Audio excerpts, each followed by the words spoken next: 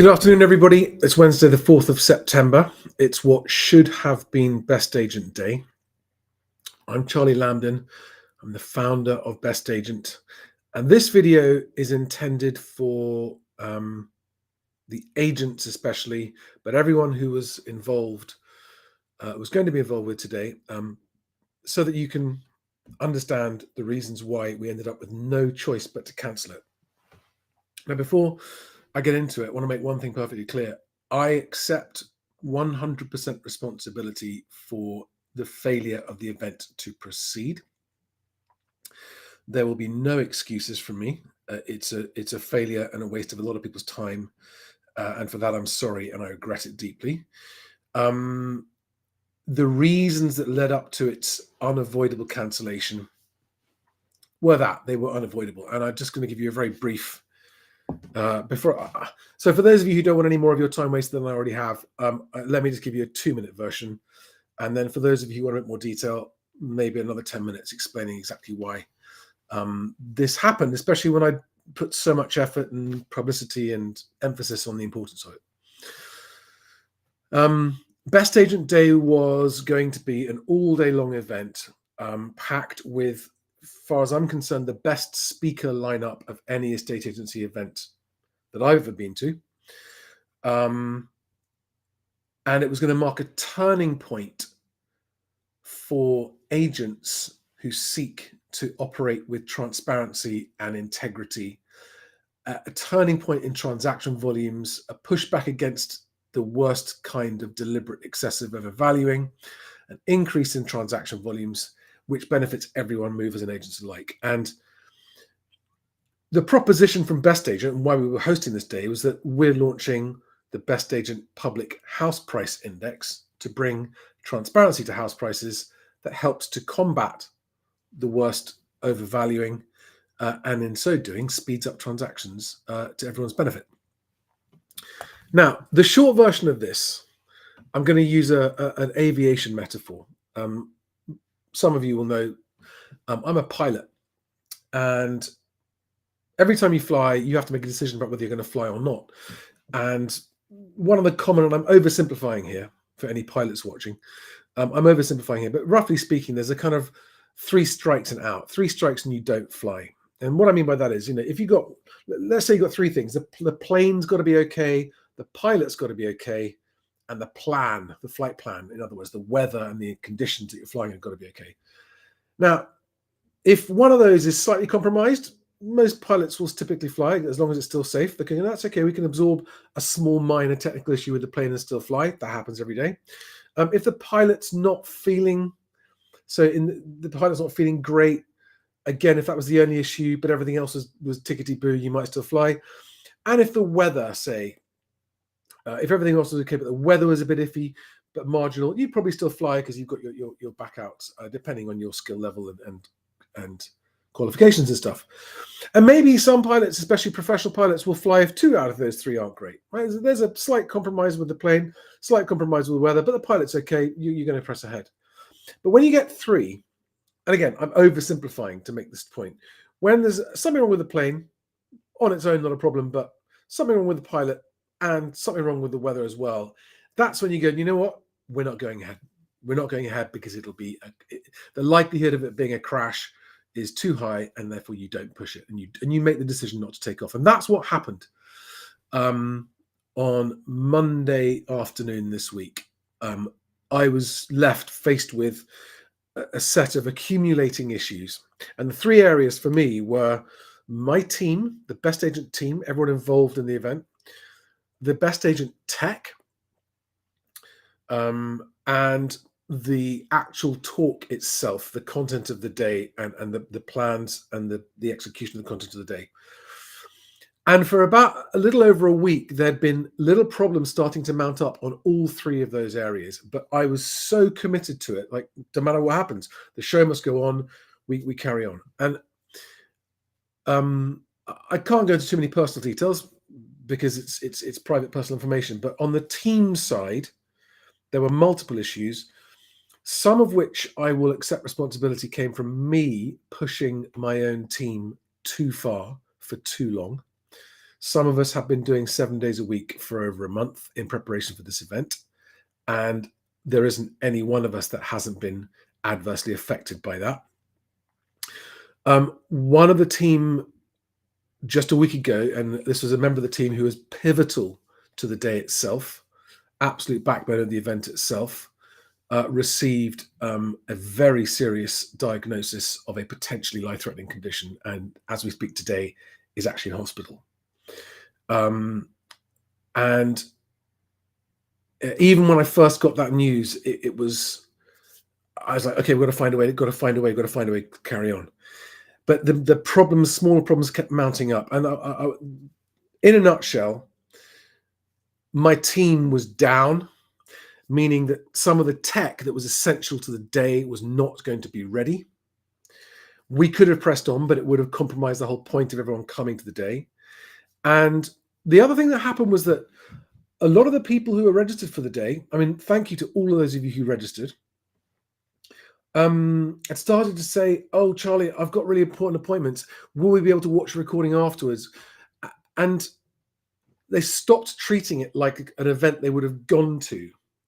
And the whole point of the day was to be a live Q&A between agent attendees, and the speakers sharing all of their insights, to try to help those agents who are trying to be better and do better and improve their service to customers, improve transparency, and improve transactions.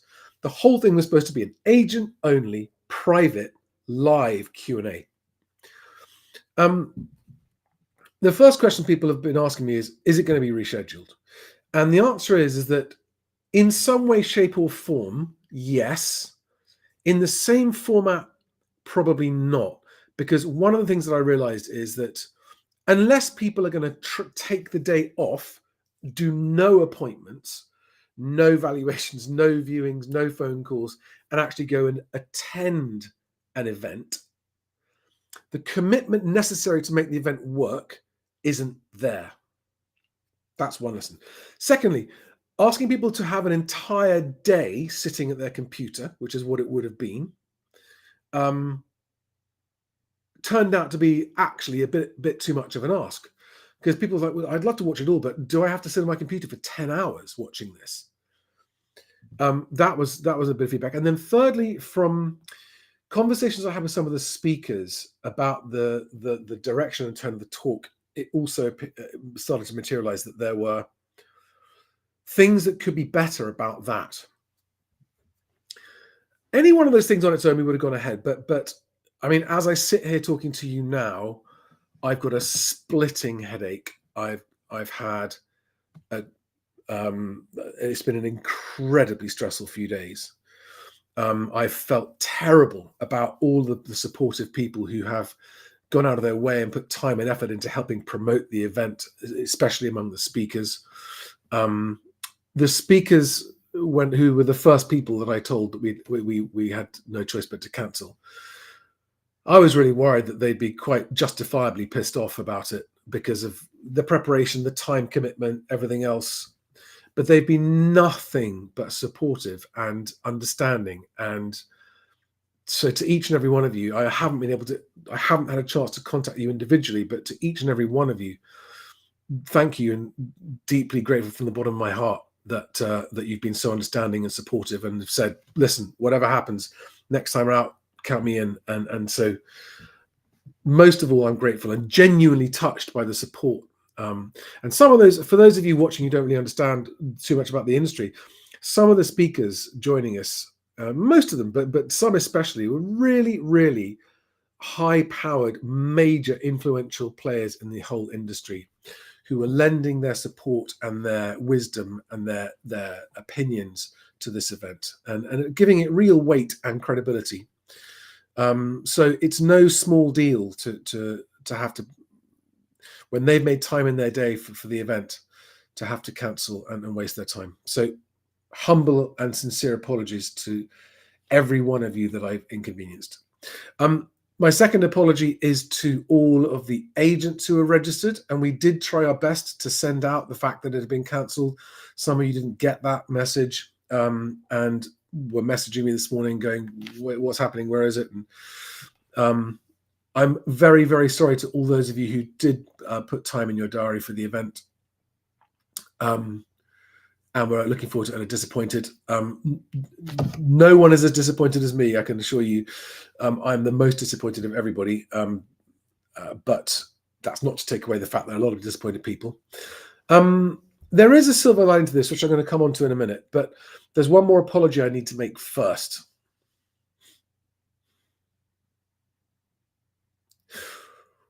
It is really hard. I need to apologize to my team for what I've put them through in the last couple of months.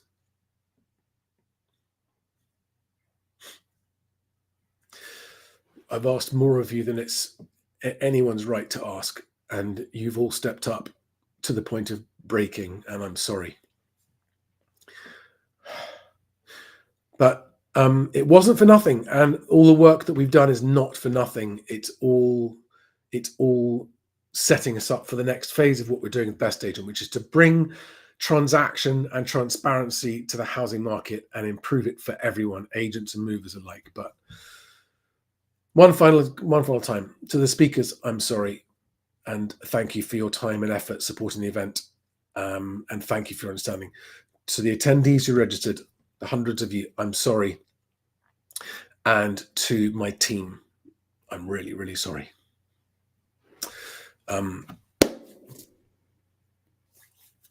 Luck favors the bold, but sometimes these things don't go as planned. And I want to talk a little bit about the silver lining here. I have a slurp of my tea before I do.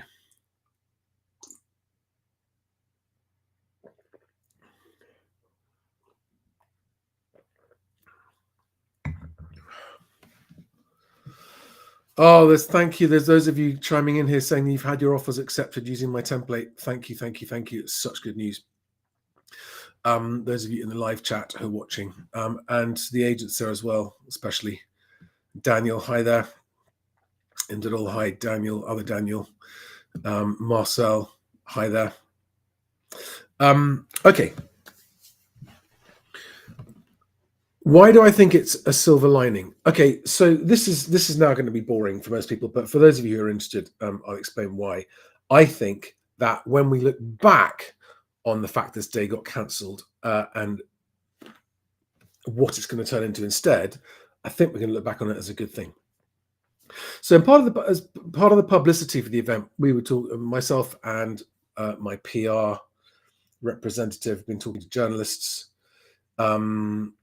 And the house price index, I'm not going to go into too much detail, but we had interesting conversations and got some feedback. And I think that the timing, there are some things we need to do. The house price index, the BestAgent Public House Price Index, is live and open and available for people to submit their house prices to it, which is amazing because it's public and it's exchange prices. So it's going to be the most accurate and up-to-date and most timely house price index, and it's going to be transparent. It's not going to be manipulated. It's just going to be real. But it does depend on getting significant volume before it becomes valuable. And I have already had some large companies say that they are happy to contribute their significant volume of exchange prices to it, both conveyancing and estate agents. And it actually makes a lot of sense to make sure that those price feeds are set up so that there is a significant non-stop feed of transaction prices being reported in that sense, so that then when we publicize it and go to the journalists, actually there's already a meaningful sample size there to begin with. And if that was the case, and if we got that before we then do whatever the follow-on to this event is, I think the event's going to be far, far more relevant and timely, and probably more effective as well. One day I will tell everyone the story of the sheer scale of the BestAgent technology platform. So we are building effectively an end-to-end transaction platform, which brings together agents, buyers, sellers, tenants, landlords, conveyancers, brokers, lenders, and everyone involved in a transaction process, in a place where our simple goal is that transactions that originate on BestAgent end up happening in less than half the time the rest of the market. And in many cases, a lot faster than that. The target we're going to be working towards is that if everyone is properly prepared, there'll be transactions able to be done in 7 days. There's no reason it can't be done. Auction houses do transactions on the spot simply because the seller's paperwork is ready and the buyer's paperwork is ready. And that's all it takes. And if both parties have their paperwork ready, transactions can happen like that. And BestAgent aims to be a transaction platform where movers come to the transaction and come to the housing market with a willingness to be prepared so that transactions happen faster. It benefits everybody. Oh, thank you, Katie. Thank you, Katie. Appreciate that message.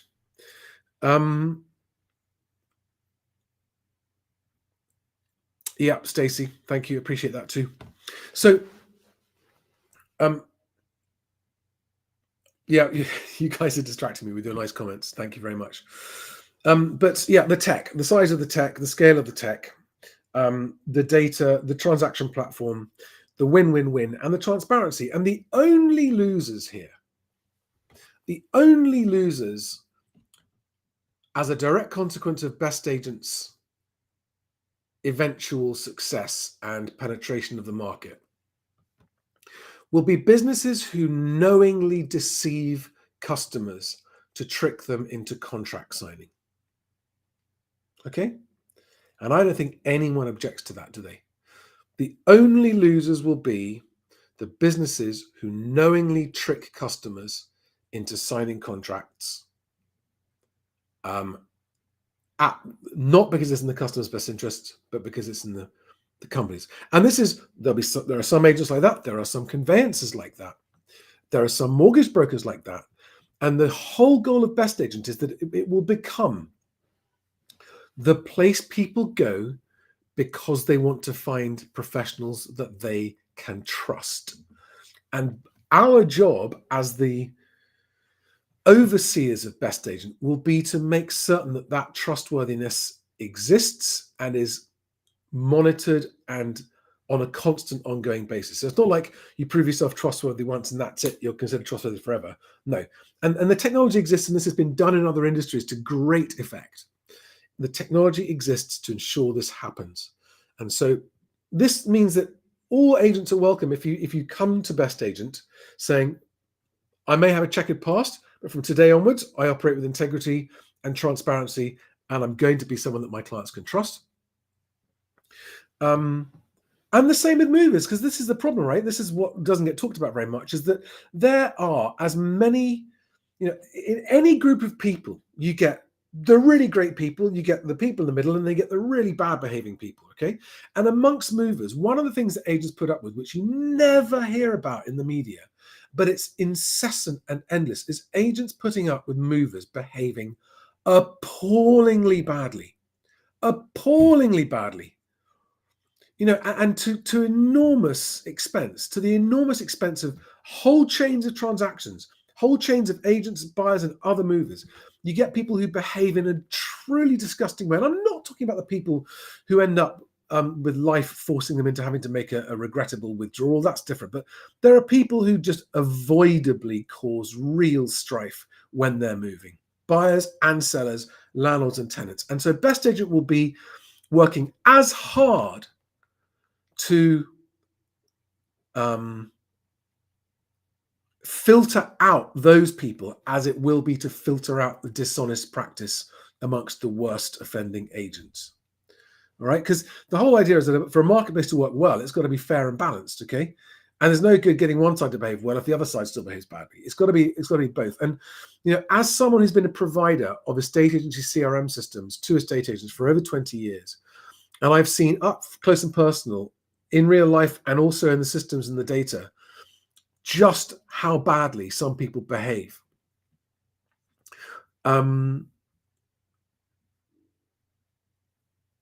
There are lots of things that we can do with BestAgent Tech that will filter out the worst kind of time-wasting movers. Okay? And let me qualify what I mean by that. The worst kind of time-wasting movers are the ones who come to the moving industry with the attitude, everyone hates estate agents, they must deserve it, therefore I can treat them badly. No. It's like, it doesn't matter what estate agents have done bad things in the past. It doesn't justify you coming and being rude to an innocent estate agent who's done nothing to hurt you, right? And that happens all the time. On a daily basis, agents have to put up with movers treating them badly because the media conditions everybody to hate estate agents, which is unhelpful. It doesn't help. And it's not true either. Yes, of course, there are some agents who behave shockingly badly, and they need to be filtered out. But it's the same on the movers side. So BestAgent wants to be the most reliable place to transact your home move, sales or lettings, agent or mover, where people's conduct gets tracked. And I'm not talking about, these kinds of rules and policies take a while to mature and bed in and really work out, to be fair. But it's about making sure that agents can't inflict unfair onerous contract terms on movers, for example.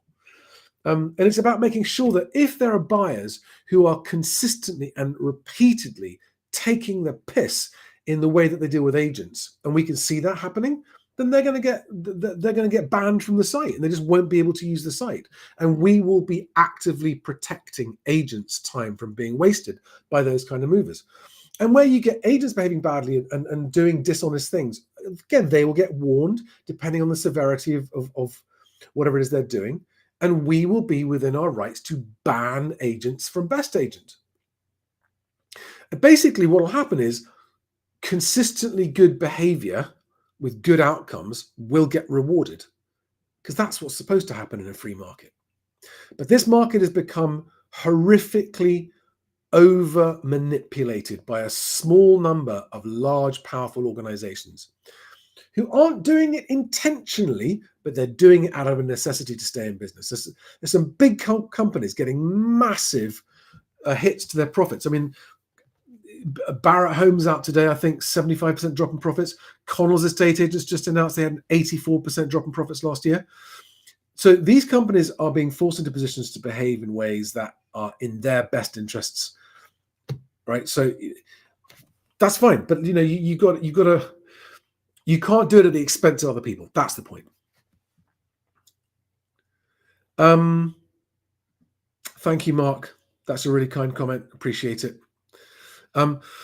So guys, there we are. I haven't gone into the real nitty-gritty detail of the way it was a cascading build-up to having to cancel it, but the decision was taken because there was really no choice. It would have been a waste of most people's time had we proceeded with it. A much bigger and worse waste of people's time than it was just by cancelling it. So there is my public humiliation and acceptance and apology, and hopefully I'll turn this lemon into lemonade. And I thank you all for your support and your patience. And if you are a mover watching this and you want to support BestAgent in its endeavors, please go to bestagent.co.uk and just register as a mover. It's free. It takes 2 minutes, 1 minute even. Same if you're an agent. If you're an agent and you want to make sure you're getting the leads coming from BestAgent, which tend to be better prepared movers, they tend to be better prepared buyers and better prepared sellers with more realistic approach to their pricing. If you're an agent, make sure you've activated your back office account. It's free. Receiving the inquiries doesn't cost you anything. But if you aren't registered with back office and BestAgent, you won't be getting the leads. So go to bestagent.co.uk, click on register for agents, make sure you're set up there too. And please share this with anyone you think it's worth sharing with. All right, guys. Thank you to those of you telling me you've had. So Daniel, that's amazing. You put your first and final offer using most of the template on my website, and your offer got accepted. First and final offer. It's a very effective concept as long as you follow the rules in the email template. Oh, wow, I didn't read that. But they wanted you to up your offer, but you held firm, and later that day they accepted. And you highlighted you had your first time with all your ducks in a row. Fantastic. Fantastic. That's amazing. And there was someone else as well.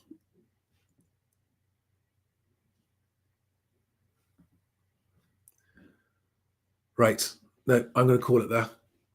You are all amazing. Guys, I'm also going to take a few days just to recover. It's been a really brutal few weeks, especially the last few days, and I've been putting my family through the ringer as well. So I'm going to take a few days, get my breath back, take some time with family, and I'll be back next week. There'll be Five Fact Friday in some way, shape, or form on Friday because I never fail to do that. But otherwise, guys, love you all, lots and lots. Love and luck to everybody, and let's keep on striving for this, a home for everyone one day.